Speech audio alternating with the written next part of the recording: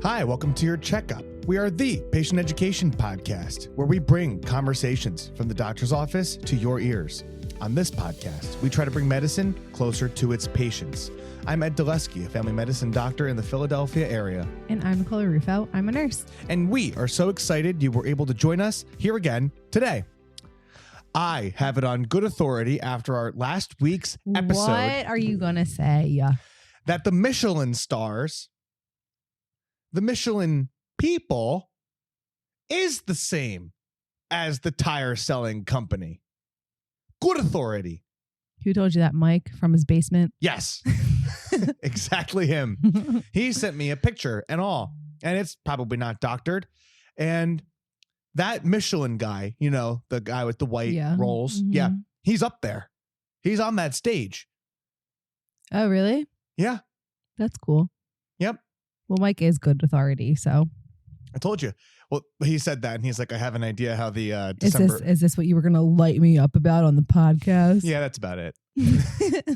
The Michelin is like too big of a... It's so niche of a name that like it can't possibly be like there's Michelin tires and separately Michelin stars. How for did restaurants. the tire people like get into rating restaurant business? What else are they up to? Oh, that I don't know. Now Who are like the Michelin family? Do you know? Well, is there? No, I didn't come that prepared. Like heirs to the Michelin throne. We're not going to talk about be. Michelin people, but we're going to. I'll do some research. It'll be part of Nikki's Corner next week. Yes, yeah, please do. Catch us up for Nikki's Corner, which you can look forward to next week. So there was only like one little thing I wanted to talk about. Yeah, no, I think it can't be every week because it's not special. No, like breaking news of the world, except that everyone's mad that Robert Irwin won Dancing with the Stars. Oh, and not Alex Earl, but people think that it's rigged because Bindi won like 10 years ago, which I didn't realize there was. I don't know what that age gap is between the two of them. Anyway, yeah, people are mad about it, and I can't stop watching Alex Earl's like finale dance. It was so good, don't you think? I do. We watched both of them, and we did. Alex was better. Yeah, her is the star. Crawl slide thing. That was funny. Yeah, that was great. Yeah, I got to try that. But like both dances were great, but she looked like she was doing more of the work. And then when it came to watching the girl is always doing more of the work, and then the guy is just like they're supporting. Like when he was doing his, like she was doing all the stuff, and he's the one. Well, that's why it's also like not fair because the professional dancer in that duo was the girl who's always doing more work, and then the professional dancer in the Alex Val duo was the man. Yeah, who just like inherently does less work. Right. Yeah, I don't know. It looked like she had the better performance. Yeah. Maybe there's something technically. She's the people's mirror ball winner. That's what everyone is saying. Is that the award? Mm-hmm. The mirror ball. Yeah. This has been on for a while. I know. I never actually watched it. Like, I feel like I watched this season just via TikTok. Like, I've seen all the dances, I feel like, but I never actually sat down to watch the show. I mean, like, I pulled it up for us to take a look at, and then I was like, there's like 23 seasons. Like, it's a big commitment. That's maybe next season we'll. Yeah. Depending who's on it. They had a lot of good people this season. They did. It was very like, let's see, cohesive with our content plate, if you will. Yeah. So it made a lot of sense. Yeah, shout out Steve Irwin. I think he died, right? He died from touching a stingray. Is that the thing? Yeah. That's tragic. Yeah. Do what you love until it kills you. That's damn. If I say damn, is it going to put us as an explicit podcast on Apple Podcasts again? That was crazy.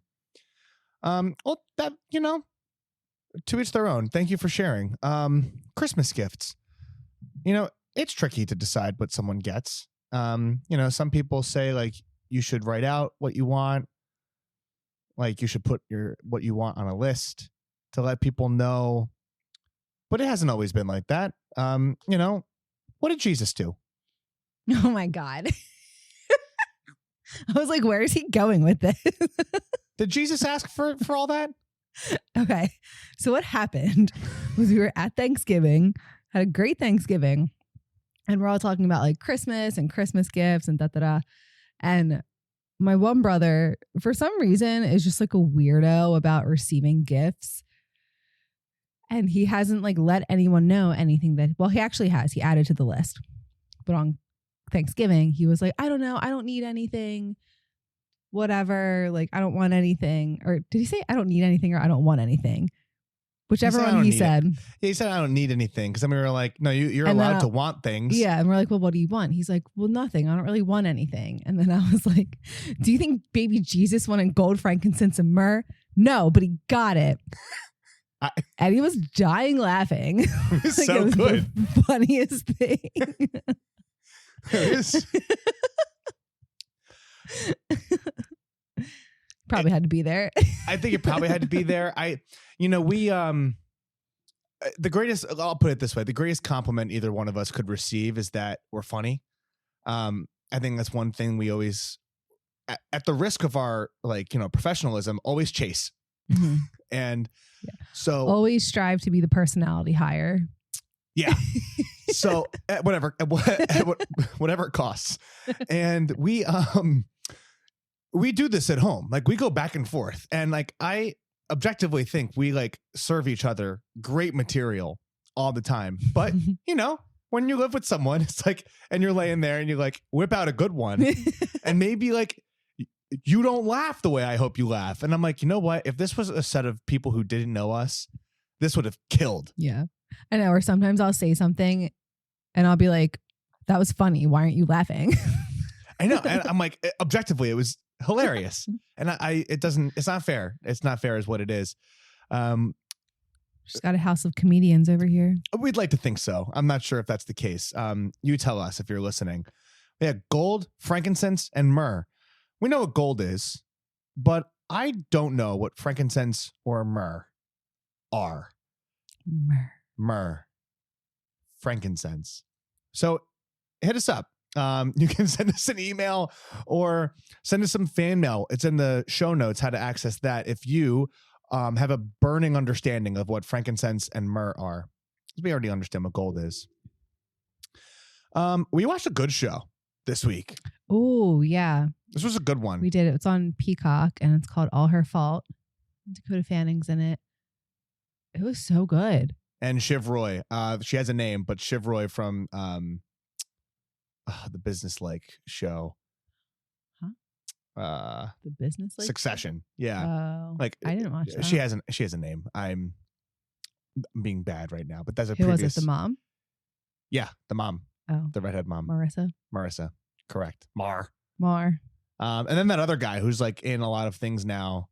Yeah, with the chin. Yeah. If he was in the first season of White Lotus, he was like the rich kind of like annoying husband. He seems to be typecast in that role. If there was a Fairly Odd Parents remake, he could definitely be the Crimson Chin. Oh my God. No, this was good. Yeah, it's about a boy who goes missing and then like within the first like 2 minutes of the show and then everything that happens after, and there's like a twist, and then you think that that's the twist, and then there's another twist, and then there's another twist on that twist. Yeah. It's crazy. It was so good. It was entertaining. Even up until like the very end, and then that like final scene with the detective and the mom. Right. That was good. And there was like it was a lot too. Like it was like 8 or 9 episodes, and they were all like 45-ish minutes. Maybe even a little longer. Yeah. It was good. I was entertained, and it kept me coming back for more. Yeah. And then we get into a lull, and I'm like, oh, like, where are we going to find the next thing? Like, There's that other one on Netflix I want to watch. Oh, you mentioned this. Yeah. Tonight we're going to watch a Christmas movie. Yeah. We're having crab cavatelli. I feel like every a la time Eddie. we record this, it's crab cavatelli. Even though we probably should have just had like salad tonight. It's okay. We had Thanksgiving, then we went to dinner on Saturday. I know, yeah. Lots of leftovers. It's okay. We didn't really eat today, I feel like. So no, we were skinny legends. We Spassos in media was good. Yeah. Shocked that you could walk into a restaurant after living in Center City for so long. You just say, hey, do you have a table? And they say, yes. Yeah, right this way. Follow me. I'm like, oh my God. Wow. That was good. I got essentially what felt like a bolognese, which was good. But you had a very unique dish, this like brown sugar sage. Yeah, it was thing. burrata stuffed tortelloni in like a brown butter sage sauce thing situation. Yeah. It was delicious. It was good. Mm-hmm. It was great. And the mussels were also delicious. They like the actual mussel itself was meaty. It was good. But it made me very proud of the mussels I make. Yeah. Your mussels are better. Yeah. Like if I could get those mussels, like the actual mussel, but like the gravy and the sauce. Yeah. It was cool. I'm like, wow, I feel good about this. And they had a nice, and now this is going to trigger me to make mushroom soup at some point soon. A nice mushroom soup. Yeah. So I'm looking forward to making some of that soon. Maybe not immediately, but that is on the list. So that was the show we watched. And then there's a piece of technology that I don't understand. I went grocery shopping today. Occasionally we go to Sam's Club. Oh, yeah. And we do the scan and go. And so all of the items in your cart are accounted for. You pay for it on the app. In the old Sam's Club, they used to have these people who would stand by the exit and they would have their scanner, nice people. They say, hey, how you doing? I got to scan 3 items. They beep, beep, beep. Okay, see you later. But then they installed pretty ubiquitously in all of the Sam's Clubs. It's like this down at the beach too. They've got these like archways, and I think they have a bunch of cameras, and you walk through the archway and it seems like something gets sent to their device and you hear a beep and then they look at you and say, see you later. And I don't understand how it works. Items are stacked on top of each other in your cart, and it doesn't make sense to me how they're able to just say, yeah, you're good. I know.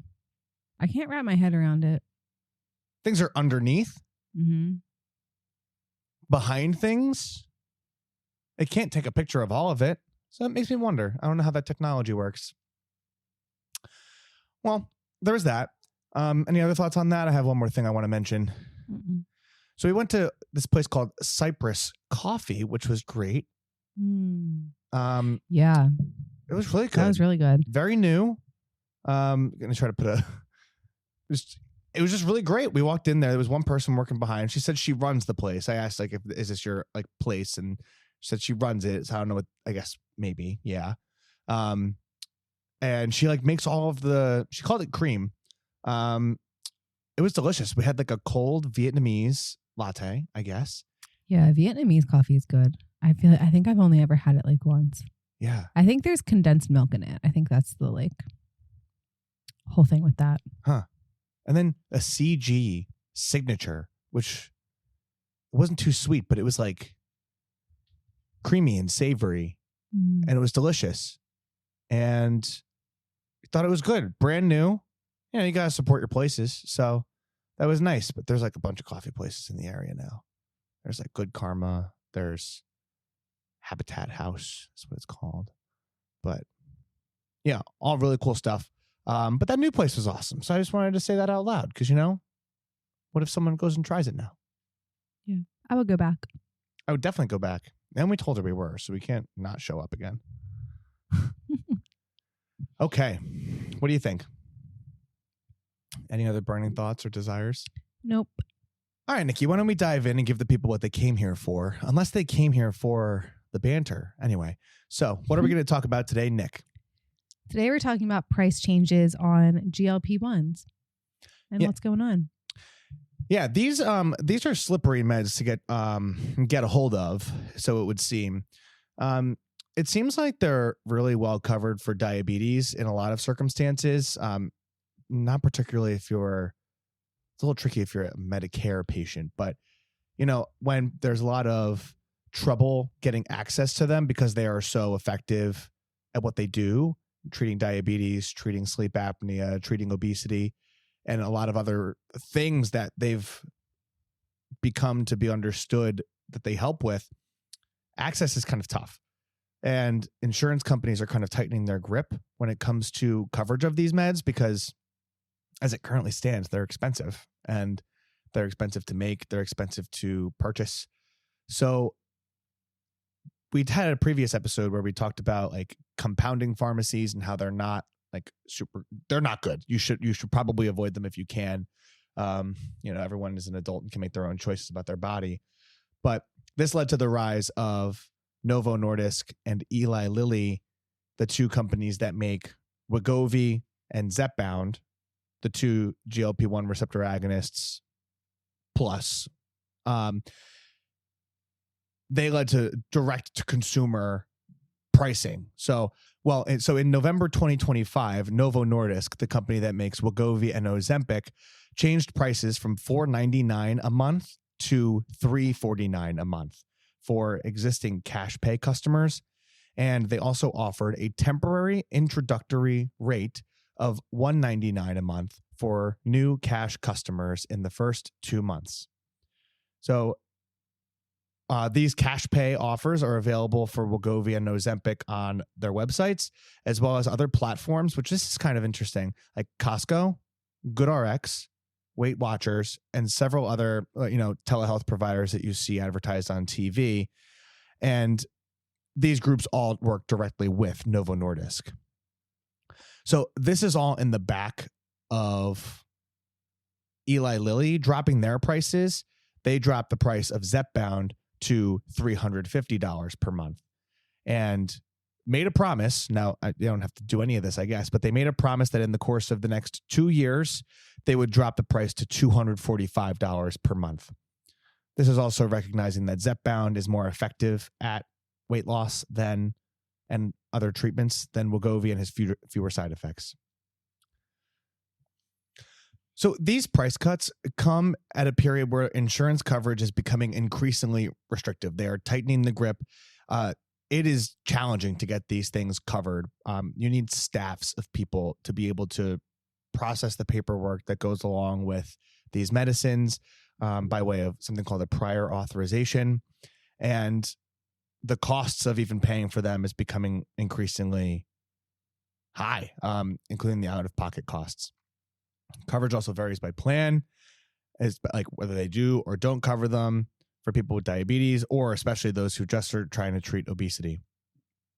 And so all of this offers does this finally move the needle on GLP-1 receptor agonists being more accessible and cost-friendly? These medicines have become so incredibly important. And when you look at someone who has just metabolic disease like diabetes, hypertension, hyperlipidemia or high cholesterol, or metabolic disease of the liver, we're finding like everything kind of can narrow down. Like, yes, your lifestyle changes are extremely important. They're the first things you should do. But for people where that doesn't work, these medicines have been life-changing and completely practice-changing.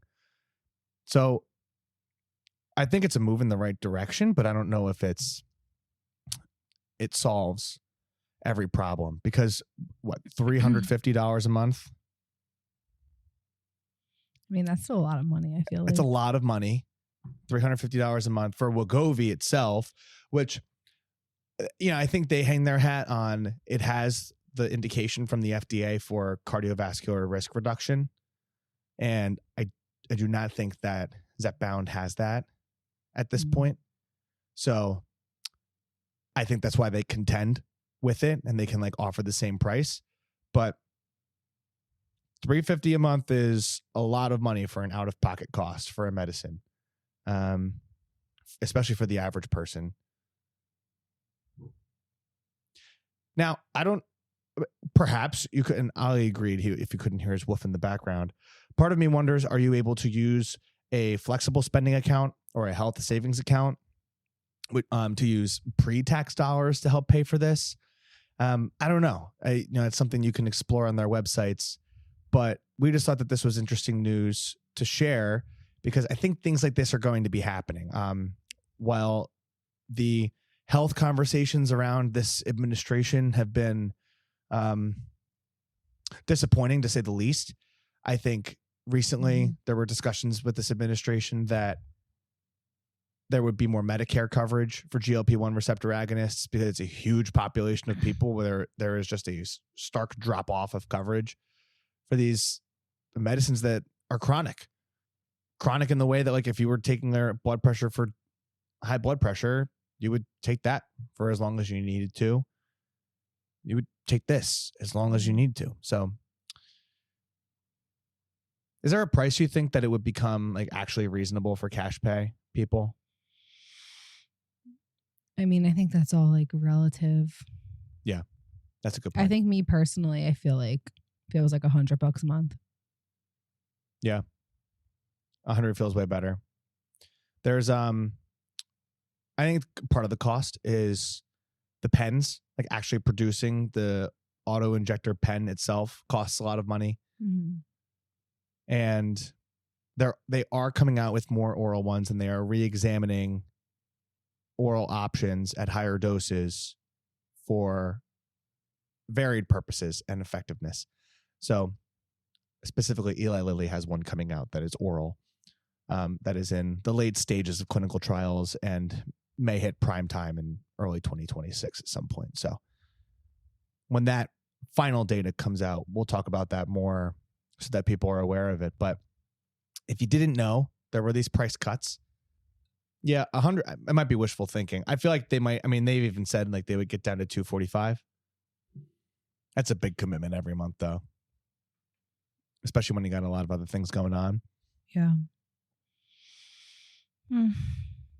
On the other hand, it can truncate all of the other options. Like if you're on a medicine for your diabetes, if you're on two to three separate medicines for your blood pressure, you have your CPAP machine, and like you can just theoretically, if you take this and it's as effective as it needs to be for you, can you get off all those other ones? I've seen it. Yeah. Plenty of times. So then you have to weigh, right? I guess like you have to weigh, is this once weekly medicine that costs X amount of dollars worth it for me? Or you're taking like 4 other meds every single day, sleeping with a CPAP every night. Right. That's what I don't know. It's like so annoying when people are like, you're already on like maybe a handful of meds for whatever like chronic condition that's like probably directly related to your weight. Mm-hmm. And then they're like, oh, well, I don't want to take anything forever. If they stop taking that, they're going to gain weight. Like, yeah, if you stop taking your blood pressure medicine, your blood pressure is going to be high. I know. If you like you have diabetes and you take insulin for that, if you don't take that, worse things are going to happen. Right. You know? I know. And then like doing something once a week. And I think people are really turned off that it's an injection. Me too. And aside from it, like if you're like scared of needles or whatever, like regarding the actual needle, I think people think because it's an injection, it's like, I don't know, like more like aggressive, I guess. I think so. And like, you're still like putting the medication into your body regardless of how it gets there. Like, I know that there are different things that, you know, happen after and how it's like sure absorbed and blah, blah, blah. But like, you know what I mean? When push comes to shove, like you're still taking medicine. Like what would make an oral better than an injection? I think it's just because it's more commonplace. It's just what people are used to. Yeah. And I think that's it. I've seen a healthy number of people with the fear of needles or just like conceptualizing that exact thing that you just described there. And it's a little bit of a sticking point, and some people are totally freaked out by it. Some people who would like really benefit from taking this, and I'm like, please reconsider and like give it an open mind and at least try it. And if you don't like it, stop. But like, yeah, you can always stop.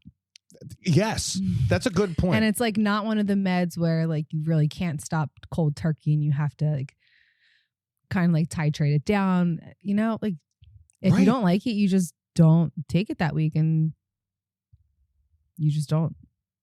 Yeah. I think that's an important thing that like people also should recognize is that like it is your body and you should always let your whoever's taking care of you know that you're thinking about making these decisions, but like at the end of the day, it's you and you get the chance to do this. So like oftentimes I just like people to know their options when it comes to things and like when it comes to treatment options for any various thing. But I know I think it's because it's back to your point about why people get so bent out of shape. It's because people don't think of obesity as a chronic disease. And it is. Mm-hmm. That's one piece of this. And I think it's because it's not invisible. Like so many of the things that we talk about here and that I talk about every day are invisible risks. And someone who has a certain body size that's like increased or larger than an average person, it's a lot more visible. And they may or may not have metabolic disease that is invisible, but I guess maybe that's why. And this is like all on the back of like so much of our culture about size and what's valued and how it's viewed, which is just problematic in general. But maybe because it's not invisible. Diabetes, invisible. Hypertension, invisible. These are like abstract concepts. Mm-hmm. All in an effort really to like get someone to pay more attention to their health and like make healthy choices more often than unhealthy choices. And I don't know. I think these medicines in particular offer a lot for us to think about as like where we value, what are we actually treating when we're looking at stuff? I don't know. And like, I think studying for the obesity medicine boards like was really enlightening about like, what are we actually doing here when we're taking care of all these things? When like, if someone loses weight, all of these other things very often fall in line. Yeah. What do you mean? It's doing a lot. No, I know. But like before this, like there was bariatric surgery. Yeah. And like someone could have a BMI of 45 and snoring at night, stopping breathing, and like they're getting their blood pressure meds, which they need to keep them safe. But the real underlying thing is the class 3 obesity. I don't know. I just think this stuff is so important. That's why I'm like getting an extra specialty in it. Well, hopefully this was fruitful. Did you have any other thoughts? Nope. So anyway, thank you for coming back to another episode of Your Checkup. Hopefully you were able to learn something for yourself, a loved one, or a neighbor. You can find us on our website where we have our whole collection of episodes. You can find some that are relevant to you. You can check out our women's health collection about menopause, osteoporosis, breast cancer screening, PCOS, and more. You can find our pediatric collection and several others about hypertension, diabetes. You can share with a loved one or a neighbor. But most importantly, stay healthy, my friends. Until next time, I'm Ed Delesky. I'm Nicole Aruffo. Thank you and goodbye. Bye. This information may provide a brief overview of diagnosis, treatment, and medications. It's not exhaustive and is a tool to help you understand potential options about your health. It doesn't cover all details about conditions, treatments, or medications for a specific person. This is not medical advice or an attempt to substitute medical advice. You should contact a healthcare provider for personalized guidance based on your unique circumstances. We explicitly disclaim any liability relating to the information given or its use. This content doesn't endorse any treatments or medications for a specific patient. Always talk to your healthcare provider for a complete information tailored to you. In short, I'm not your doctor. I am not your nurse. And make sure you go get your own checkup with your own personal doctor.